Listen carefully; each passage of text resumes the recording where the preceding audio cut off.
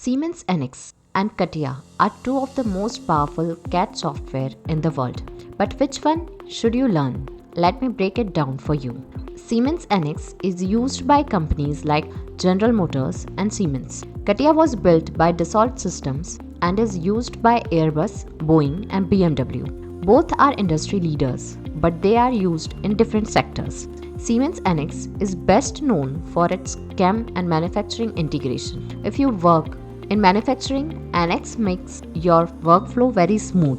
CATIA is known for its surface modeling, which is so good that aerospace engineers depend on it for every project they do. If you want to work in automotive or heavy engineering, then Siemens NX will give you an advantage. If your goal is aerospace or luxury car design, then CATIA is the right choice. Either way, both of these are very powerful skills to have on your resume. GaugeHow has courses on both Siemens NX and CATIA. You also get guided notes and practice tasks with every course. Check the link in bio.